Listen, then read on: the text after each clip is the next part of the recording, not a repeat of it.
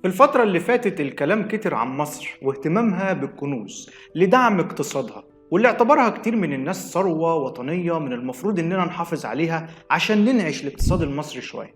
لأن المدفونات إن صح التعبير أو الكنوز الطبيعية ممكن تفتح أبواب لسلسلة مشروعات قومية بتهدف لاستغلال الموارد الطبيعية، وده بدوره هيفتح آفاق جديدة هتدعم الاقتصاد بشكل قوي جدا. بعدها الرئيس عبد الفتاح السيسي افتتح مجمع للرمال السوداء بمدينة البرولوس في كفر الشيخ بتكلفة 4 مليار جنيه.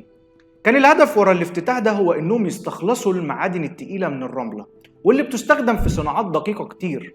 مصنع الرمال اللي في كفر الشيخ ده اتبنى على أعلى مستوى، وكان الأحدث من نوعه على مستوى العالم كله في تكنولوجيا التعدين المتطورة، ويعتبر مشروع الرمال السوداء ثروة ومشروع جديد هيضيف لسجل إنجازات الدولة المصرية من المشروعات القومية. الرمال السوداء اللي كانت مهملة لفترة طويلة، مصر قررت تهتم بالملف ده في الفترة الأخيرة بعد أهميته الكبرى.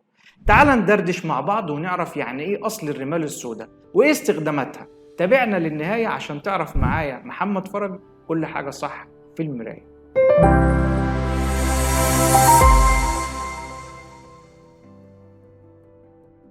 يعني ايه رمال سودا في الاول وليه اتسمت بالاسم ده؟ الرمال السودا في مصر بيوصل الاحتياطي بتاعها ل5 مليار طن، وهي عبارة عن رواسب شاطئية بتيجي من النيل، واتسمت بالاسم ده عشان بتكون محملة بمعادن تقيلة كتيرة. وبحسب هيئة الموارد النووية لما قالت مصر بتضم 11 موقع بينتشر فيه الرمال السودا. الرمال دي بتعتبر ثروة مهمة وضخمة جدا لمصر، وده عشان مصر بتستخدمها في 41 صناعة مختلفة، فبتقوم على استخلاص المعادن اللي فيها علشان تستغلها من الناحية الاقتصادية، وفي نفس الوقت بتطهر شواطئها بيها. يعني عصفورين بحجر واحد، خصوصا ان الرمال السوداء موجودة في اكتر من مكان زي سواحل البحر الابيض وبطول الساحل من ابو قير في اسكندرية لحد رفح وبحيرة ناصر وغيره كتير. بتحتوي الرمال السوداء في مصر على 8 انواع من المعادن التقيلة، بتتراوح نسبتها ما بين 1 ل 8% وتصل إلى أكثر من 80% بمنطقة البرولوس، وهو أعلى تركيز للمعادن في الرمال السوداء عالميا. ليه بقى الرملة السوداء دي بتعتبر الكنز الأغلى من الذهب نفسه؟ بعد ما مصر افتتحت مجمع الرمال السوداء الكل ابتدى يسأل عن أهمية الثروة دي، واللي اعتبرها كتير من الناس إن هي أهم من الذهب، وقالوا إن الرمال دي أغلى فعلا من الذهب من ناحية القيمة، وده عشان فيها 6 معادن مهمة جدا في استراتيجيات مختلفة. في منهم اللي مهم في صناعة أجسام الطائرات واللي بيستخدم عشان يصنعوا الصواريخ، واللي بيستخدم في تصنيع الغواصات وغيرها.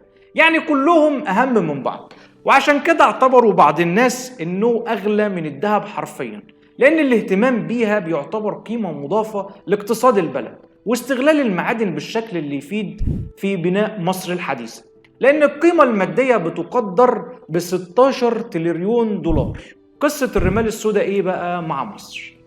من 90 سنة مصر بدأت تستغل الرملة السوداء، وده كان في أواخر الثلاثينات، لكن فصل المعادن كان بيتم بطريقة بدائية جدا. أما في الأربعينات عملنا شركة للرمال السوداء مصرية، واللي كان مقرها في اسكندرية، وفضل الشغل فيها لحد 1961، وبعدين حصل لها مشاكل كده واتوقفت. وطول السنين اللي فاتت فضلت محاولات استغلال الرمال السوداء المصرية مستمرة، لكن غياب الإدارة للتنفيذ كان سبب مهم جدا في تعطيل إنشاء مصنع للرمال السوداء في كفر الشيخ، وده كان بعد ما وضعوا حجر الأساس ليه في التسعينات. بعدها بقى جه الرئيس السيسي واهتم بالمشروع وأسسوا أول شركة مصرية للتعدين، وهي الشركة الوطنية للرمال السوداء بالبرولوس. بعدها وافقت الهيئة العامة للتنمية الصناعية على تنفيذ مشروع استخلاص المعادن التقيلة بمحافظة كفر الشيخ، والمشروع مجهز على أعلى مستوى. عايز كمان أقول لك إن كراكة تحيا مصر أول كراكة تشتغل بالطاقة الكهربائية بجانب أعمال التكرير، واللي عندها القدرة إن هي تسحب المية المختلطة بالرملة عشان تعيد ضخها مرة تانية، وكل ده بيعود بالنفع على اقتصاد الدولة. استخدامات بقى الرمال السوداء كده باختصار: الرمال السوداء بتدخل في تصنيع أكتر من حاجة، صناعة السيراميك والطيارات والعربيات والإلكترونيات. ومشروع الرمال السوداء اللي في البرولوس هيعمل على إنتاج معادن اقتصادية مهمة هتدخل في كتير من الصناعات الاستراتيجية التقيلة والمهمة. كمان بتدخل في صناعة الزجاج والجلود وتنفيذ أجزاء من مركبات الفضاء، وتستخدم في التنقيب عن النفط والغاز. وده من خلال عنصر الرتيل، وهو من المعادن الموجودة في الرملة السوداء، بالإضافة للرقائق الإلكترونية اللي اتكلمنا عنها في حلقة تايوان.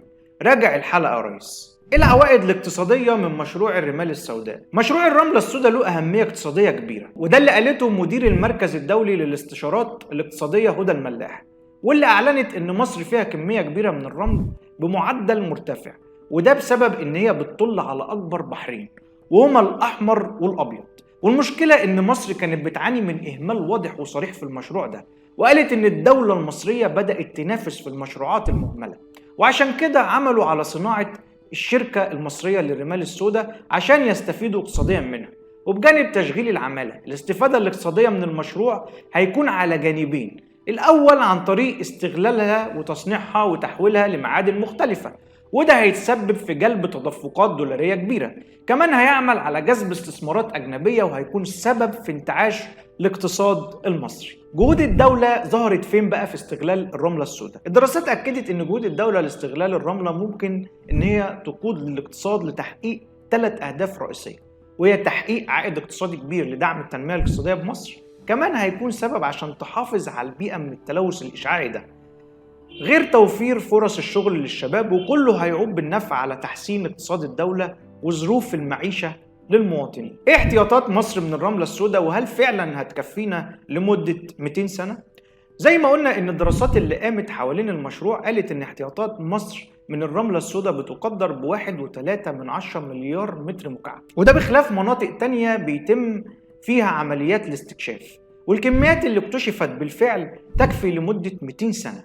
وأفاد مركز المعلومات بأن العائد المتوقع لمصر من موقع واحد بس أكتر من 255 مليون جنيه سنويا، موزعة على 4 مناطق رئيسية في المحافظات: البحيرة، دمياط، كفر الشيخ، وشمال سيناء. الاحتياطات دي مرشحة للزيادة الاقتصادية المضافة للدولة المصرية، يعني حلم السنين بقى حقيقة، والدولة صحيت وفاقت للمشروع. وبكده نقدر نقول إن الاقتصاد المصري بقى على عتبة الدولارات. يا ترى بقى الأفعال والترتيبات المستقبلية هتاخد الطريق الصح اللي الدولة رسماه عن طريق مشروع الرمال السوداء، اللي هيبان خلال الفترة الجاية الشغل فيه.